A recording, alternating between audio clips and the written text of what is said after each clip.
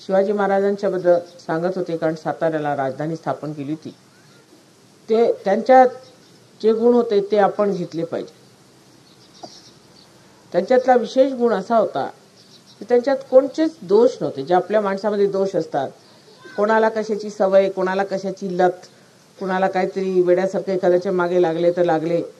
त्याच्यावरनं हे सिद्ध होतं की ते अंशावतार होते. अंशावतार असल्यामुळे त्यांना कोणतीच वाईट सवय, वाईट खोटं बोलणं, दारू पिणं वगैरे असं म्हणजे त्यांना सांगावं लागत नसे, ते तसे नव्हते. दुसरे अत्यंत स्वभावाने गोड होते. स्वभाव फार गोड होता, अत्यंत गोड स्वभावाचे, आणि आईला पूर्णपणे समर्पित होते. कधीही त्यांनी कुणाला वाकडा शब्द बोलला नाही किंवा कुणावर ओरडले नाहीत, कुणावर बिघडले नाही.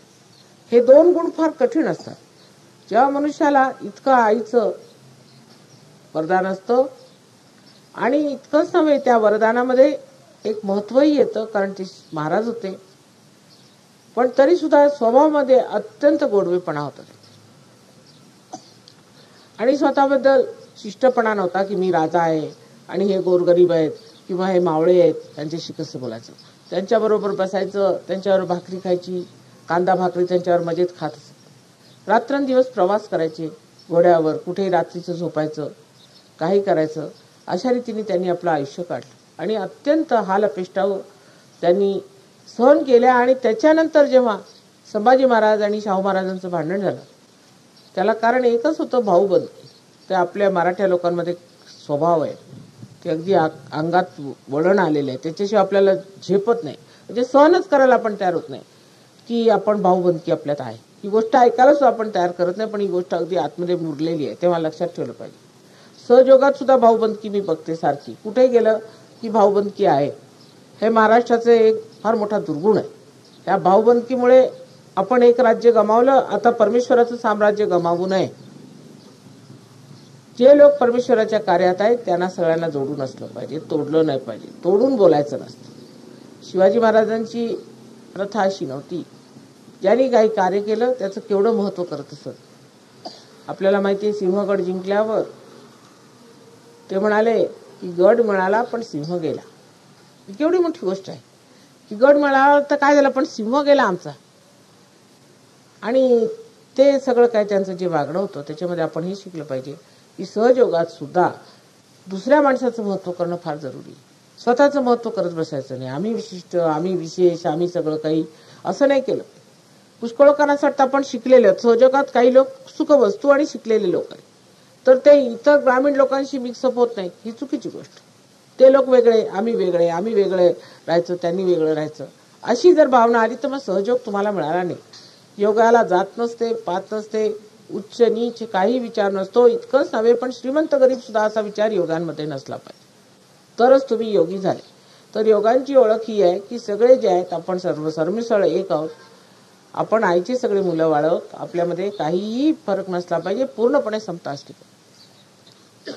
आपल्या देशाला जर बदलून काढायचं आहे तर जसं आपण शिवाजींचंच आपल्या समोर एक उदाहरण ठेवलेलं आहे आणि बघितलेलं आहे की पहिली गोष्ट स्वतःमध्ये काही दोष नसला. ज्या माणसात स्वतः दोष आहे तो दुसऱ्यांना काय सांगू शकणार. दुसरं म्हणजे असं की जे त्यांचे फॉलोअर्स होते त्यांना सुद्धा त्यांच्याबद्दल नितांत श्रद्धा होती. सारखं तुम्ही आपल्या लिडरशी जर भांडत असला, त्याचे दोषच काढत बसले तर तेही चूक. दोन्ही मेळ असायला पाहिजे तरच भावबंदकी होत नाही. आणि हा जर दोन्ही मेळ बसवला नाही तर मात्र भावबंदकी होते. तुटकपणे बोलणं हे फार चुकीचं आहे. पण तसंच आपल्या लिडरला मान न देणं, त्याचा पाण उतारा करणं, सारखं त्याचं वाईट काढणं, त्याला शिकवण देणं, हे फार चुकीचं आहे. हे त्याच्याहून चुकीचं आहे. तेव्हा ह्या जर दोन गोष्टी आपण सांभाळल्या तर आपल्या देशातली भावबंदकी संपणार. ती नसली पाहिजे, अगदी निघाली पाहिजे, मुळात तर निघाला पाहिजे. आणि ह्याच्यात दुसऱ्याचा दोष बघून कधी निघणार नाही, स्वतःचा दोष काढला पाहिजे. मी साताऱ्याला एवढ्यासाठी म्हणते की या साताऱ्यातच स्वराज्याची स्थापना झाली आणि ह्या साताऱ्यातच स्वराज्याची बेबंदशाही सुरू झाली. तेव्हा दोन्ही गोष्टी लक्षात ठेवल्या पाहिजे की आपल्यामध्ये बेबंदशाही नसली पाहिजे. हे प्रेमाचं कार्य आणि प्रेमाला जोडत गेलं पाहिजे. बाकी जेवढे काही विचार आणि हे सगळे लोक करतात, काही बुद्धिवादी लोक असतात, ते बुद्धीच्या दमावरती दुसऱ्यापासून दूर होतात. प्रेमाच्या दमावरतीच तुम्ही राहिलं पाहिजे. प्रेम हे सहयोगाचं अन्न आहे. आपण किती दुसऱ्यावर प्रेम केलं, दुसऱ्यांचे दोष काढण्यापेक्षा आपण दुसऱ्यांना किती दिलं ते बघितलं. तेव्हा दोन्ही गोष्टी जपून वापरल्या पाहिजेत. साताऱ्याला आता हे कार्य सुरू झालेलं आहे. मला फार आनंद झाला आणि काल मला फार बरं वाटलं. कितीतरी साधक तिथे होते, इतके लोक पार झाले. सहयोगामध्ये फार मोठं मोठं करायचं आहे आणि फार मोठी माणसं होणार आहेत. हेच उद्याचे सगळे पुढारी आहेत तिथे बसलेले. हे सगळं बघून फार मला आनंद झाला. पण लक्षात ठेवलं पाहिजे, जे आपलं पूर्वी राजकारणात चुकलं ते आपल्या आता परमेश्वराच्या साम्राज्यात नाही सुटलं पाहिजे. तिथे ते नाही केलं पाहिजे. परमेश्वराच्या राज्याचे कायदे फार जबरदस्त आणि कडक असतात. जो मनुष्य त्या कायद्यांच्या विरुद्ध पडेल तो तिथेच हाणला जातो. तेव्हा सांभाळून असावं लागतं, फार सांभाळून असावं लागतं. त्याचे आशीर्वादही अनंत आहेत, क्षमाही अनंत आहे, पण एका मुदतीपर्यंत असतं ते. त्याच्यानंतर मात्र हात त्याचा जोरात पडतो. तिथे तुमचं मग काही चालू शकणार नाही. म्हणून लक्षात ठेवलं पाहिजे, आता आपण परमेश्वराच्या साम्राज्यात येत आहोत, तेव्हा अशी सुबुद्धी धरली पाहिजे की इथे कोणतंही असल्या तरीचं जे गलिच्छ राजकारण आहे ते आणायचं नाही. ह्या गलिच्छ गोष्टीवर आणायच्या नाहीत. आपण प्रेमाच्या साम्राज्यात सर्व एका दुव्याने एक दुसऱ्याला बांधलेलो, एकाच आईची मुलं. तेव्हा आपापसामध्ये जी सत्ता मिळवायची ती स्वतःवर सत्ता मिळवली पाहिजे. दुसऱ्यांवर सत्ता मिळवण्याची जागा नव्हे, इथे स्वतःवर सत्ता मिळवायची जागा आहे हे समजलं पाहिजे. आणि जर का स्वतःवर तुम्ही सत्ता मिळवली तर पहिली गोष्ट तुमच्या व्हायब्रेशन्स मध्ये दिसेल. तुमचे व्हायब्रेशन्स कसे आहेत त्याच्यावर मला कळतं की तुमच्यात काय चाललेलं आहे, कसं काय चाललंय आणि कुठे बिघाड होत आहे. तेव्हा कृपा करून कोणतीही भाऊबंदकी किंवा अशा तऱ्हेचे ग्रुप्स बांधायचे नाही. आणि बांधले गेले की तोडत जायचं. माताजी सांगितले ग्रुप्स बांधायचे नाही, कुणाच्या विरुद्ध बसून बोलायचं नाही, कुणाला वाईट म्हणायचं नाही, ग्रुप्स बांधायचे नाही, सगळे मिळून राहिले पाहिजे. हा विचार मला साताऱ्याला आल्यावर आला की आता इथे लोकांना याची नोंद करायला सांगितलं पाहिजे, याची जाणीव दिली पाहिजे. कारण सहयोग म्हणजे फार सहज मिळतो. आणि त्याच्यात जी पहिली गोष्ट होती म्हणजे मनुष्याला जी सत्ता येते, त्या सत्तेमध्ये तो दुसऱ्याला दाबू लागतो. किंवा ते लोक जे त्या म्हणतात की हा मनुष्य कशाला एवढं करतो, तेही चूक आहे. जर मनुष्य दाबू लागला तर त्या लोकांना असं वाटतं की हा कोण.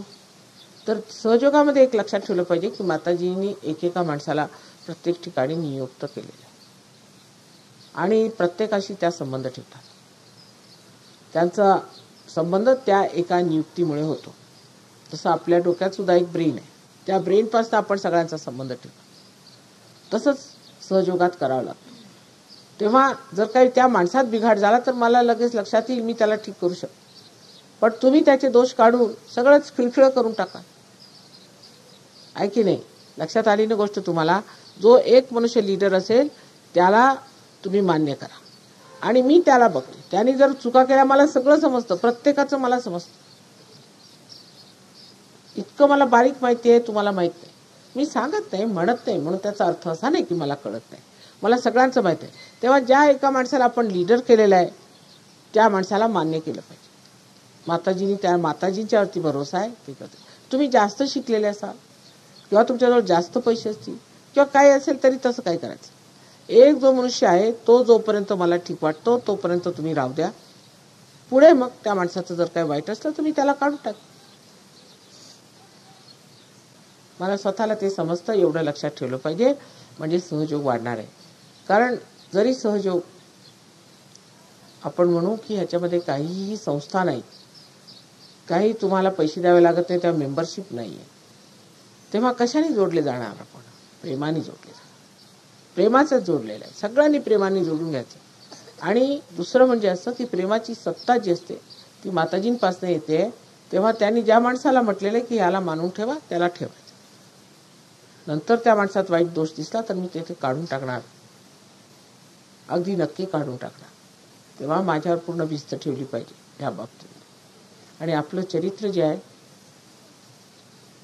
ते कसं बनवायचं, आपण त्यात कसं वागलं पाहिजे हे शिकण्यासाठी तुमच्यासमोर मी आहे समोर.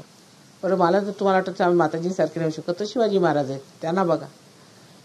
पुष्कळ लोक आपल्या लोकात आहेत, काही कठीण नाही. सहयोगात पार झालेले लोकांना काही कठीण नाही. अगदी आयुष्य एकदम बदलून जातं. या लोकांना बघा किती बदलले.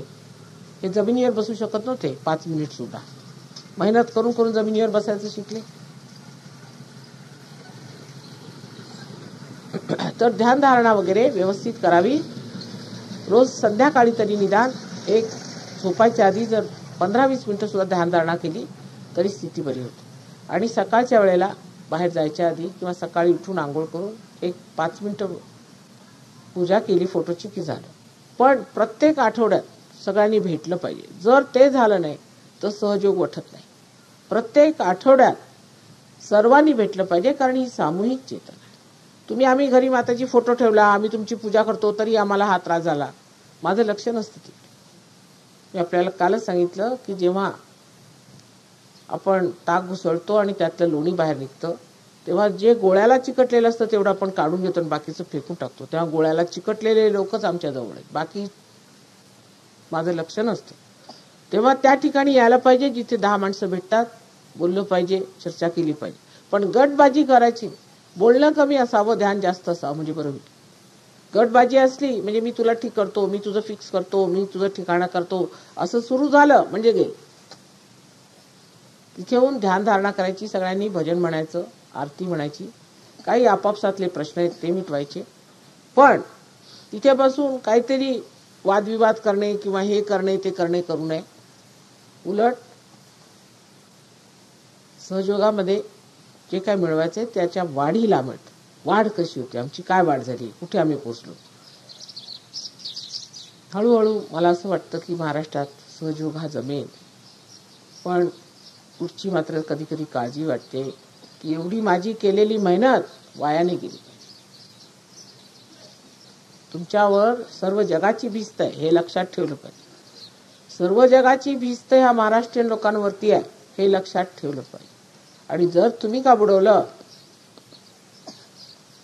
तर तेही शक्य आहे तुम्हाला. तेव्हा तसं करू नये. आपल्यामध्ये जे दोष आहेत ते आपण काढून टाकायचे. स्वभावामध्ये गोडवा आणला पाहिजे, प्रेमाने बोललं पाहिजे आणि सगळ्यांशी समतेने वागलं पाहिजे. हे वागण्यात आलं तर आतमध्ये सुद्धा येईल. कारण आता तुमच्यात आत बाहेर एकच झालेलं आहे. जे तुम्ही बाहेर कराल ते आत येईल, जे तुम्ही आत कराल ते बाहेर. तेव्हा आत बाहेर एक झालेलं आहे. असं होत नसतं पूर्वी. आता संबंध झालेला आहे. समजा जर हे बाहेरचं खराब झालं तरी आवाज येत नाही आणि आतलं खराब झालं तरी आवाज येत. दोन्ही वस्तू नीट असायला पाहिजे. पुष्कळांचं असं म्हणणं आहे की आम्ही ध्यान करतो माताजी, आम्हाला व्हायब्रेशन्स ठीक आहेत, पण तरी बाह्यातलं ठीक व्हायला पाहिजे. नाही तर हळूहळू जे आतलं आहे ते संपून जाणार.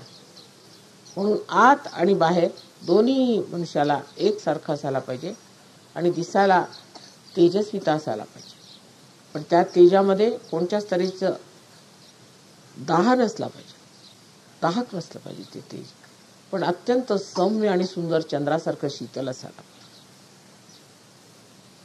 पुढच्या वेळेला मी येईन तेव्हा आणखी मंडळी राहतील आणि पुष्कळ मंडळी म्हणून आपण इथे पूजन करूया. पण ह्या वेळेला मात्र मी येणार नाही, पुढच्या वर्षी येणार आहे. यावेळेला कदाचित एक रात्री इथे राहणार आहे. तेव्हा बघू काय झालं तर करूया. बरं.